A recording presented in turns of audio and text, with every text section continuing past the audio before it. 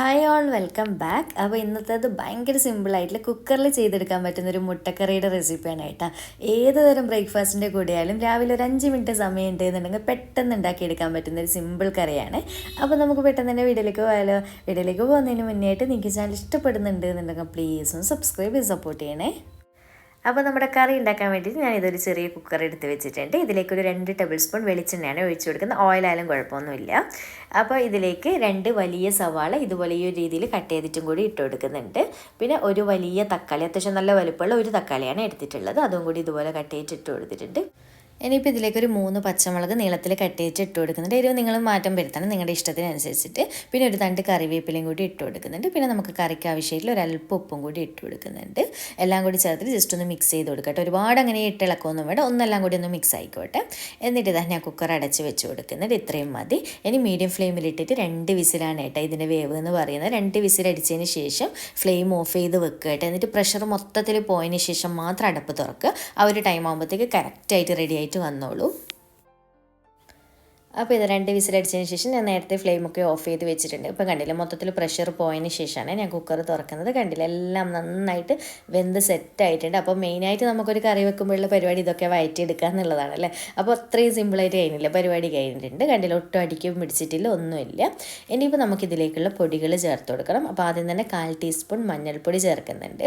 പിന്നെ 1.5 table spoon മുളക് പൊടി. അത് നിങ്ങൾ എരിവ് നോക്കിയിട്ട് മാറ്റം വരുത്തായിട്ട്, കാരണം ഓരോ പൊടികൾ വ്യത്യാസം ഉണ്ടാവും. പിന്നെ 1 ടേബിൾ സ്പൂൺ ചിക്കൻ മസാലപ്പൊടി മെയിനായിട്ട് ഇതിൽ ചേർക്കേണ്ടതാണ് കേട്ടോ, അതിനൊരു ടേസ്റ്റ് കൊടുക്കുന്നത്. പിന്നെ ഒരു 1/4 ടീസ്പൂൺ ഗരം മസാല പൊടിയും കൂടി ചേർക്കുന്നുണ്ട്. എല്ലാം കൂടി ചേർത്തിട്ട് നന്നായിട്ട് അങ്ങ് മിക്സാക്കി കൊടുക്കാം. അപ്പോൾ ഇനി ഫ്ലെയിം ഓൺ ചെയ്തിട്ട് വേണം കേട്ടോ പൊടികൾ ചേർത്ത് കൊടുക്കാൻ വേണ്ടിയിട്ട്. എന്നിട്ട് എല്ലാം കൂടി ഒന്നങ്ങ് മിക്സാക്കി കൊടുക്കുക. അപ്പോൾ ഇതുപോലെ നന്നായിട്ട് അങ്ങ് മിക്സാക്കിയതിന് ശേഷം ഞാനിനി എത്രത്തോളം നിങ്ങൾക്ക് ഗ്രേവി വേണം അതിനനുസരിച്ചുള്ള നല്ല ചൂടുവെള്ളമാണ് ഒഴിച്ചു കൊടുക്കുന്നത്. ഞാൻ 1 to 1.25 കപ്പിൻ്റെ അടുത്തായിട്ട് ഒഴിച്ചിട്ടുണ്ട് കേട്ടോ. അത് നിങ്ങൾക്ക് മാറ്റം വരുത്താം.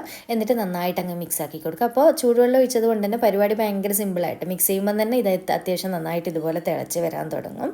അപ്പോൾ ഈ ഒരു സമയത്ത് നമുക്ക് എത്രത്തോളം മുട്ട വേണം അതും കൂടി ഇട്ട് കൊടുക്കാം. ഞാനിപ്പോൾ 6 മുട്ട നന്നായിട്ട് പുഴുങ്ങി വെച്ചിട്ടുണ്ടായിരുന്നു.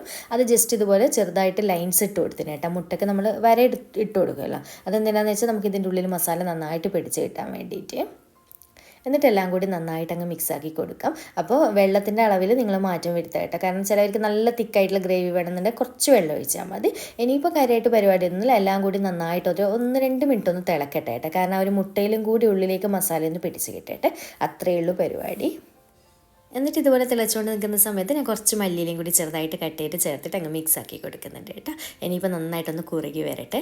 അപ്പോൾ 2 രീതിയിൽ ഈ ഒരു കറി വെക്കാം. ഒന്ന് നിങ്ങൾക്ക് ഈ ഒരു സ്റ്റെപ്പ് വരെ ആക്കിയിട്ട് ഇത്രയും മതി എന്നുണ്ടെങ്കിൽ ഫ്ലെയിം ഓഫ് ചെയ്ത് കൊടുക്കട്ടെ. ഒന്ന് നന്നായിട്ട് കുറുകി സെറ്റായി കഴിഞ്ഞാൽ അപ്പോഴും കറി റെഡിയായി. പക്ഷേ ഞാൻ ഒന്നുകൂടി ഒരു സ്പെഷ്യൽ ടേസ്റ്റ് കൊടുക്കാൻ വേണ്ടിയിട്ട് ഇതിലേക്കൊരു സ്പെഷ്യൽ ഇൻഗ്രീഡിയൻറ്റ് ചേർക്കുന്നുണ്ട്. അപ്പോൾ ഇതുപോലെ നന്നായിട്ട് തിളച്ച് ഒന്നും കുറുങ്ങി വന്നു കഴിഞ്ഞാൽ അരക്കപ്പ് അളവിൽ നല്ല കട്ടിയുള്ള തേങ്ങാപ്പാൽ ചേർക്കുന്നുണ്ട് കേട്ടോ. അതും കൂടി ചേർക്കുമ്പോൾ ഒരു വെറൈറ്റി, ഒരു വെറൈറ്റി ആയിട്ടുള്ളൊരു ഫ്ലേവർ വരുന്നുണ്ട് ഈ ഒരു കറിക്ക്. അപ്പോൾ വേണമെന്നുണ്ടെങ്കിൽ ഈ ഒരു സ്റ്റെപ്പും കൂടി ചേർക്കാം. അല്ലെങ്കിൽ നേരത്തെ പറഞ്ഞ പോലെ മല്ലിയിൽ ഇട്ടിട്ട് ഒന്ന് നന്നായിട്ട് കുറുക്കിയതിന് ശേഷം ഫ്ലെയിം ഓഫ് ചെയ്ത് വെക്കട്ടെ. രണ്ടും ടേസ്റ്റ് തന്നെയാണ്, രണ്ടും 2 ടേസ്റ്റാണ് കേട്ടോ. അപ്പോൾ ഇതാ ഇത്രയേ ഉള്ളൂ.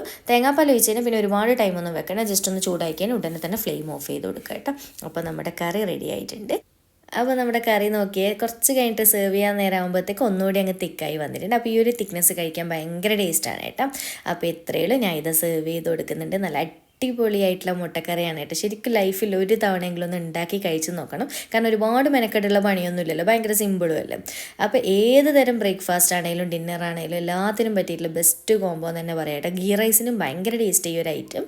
അപ്പോൾ ഇത്രയേ ഉള്ളൂ. വീഡിയോ ഇഷ്ടമായിട്ടുണ്ടെന്നുണ്ടെങ്കിൽ ലൈക്ക് ചെയ്യാനും ചാനൽ സബ്സ്ക്രൈബ് ചെയ്യാനും മാക്സിമം ഷെയർ ചെയ്ത് കൊടുക്കാനും മറക്കല്ലേ. അപ്പോഴും നിങ്ങൾ ട്രൈ ചെയ്ത് നോക്കുന്നുണ്ട് എന്നുണ്ടെങ്കിൽ ഫീഡ്ബാക്ക് എന്തായാലും ഒന്ന് അറിയിക്കണേ. അപ്പോൾ ഇത്രയേ ഉള്ളൂ. വീണ്ടും ഒരു അടിപൊളി വീഡിയോ ആയിട്ട് കാണാം. താങ്ക്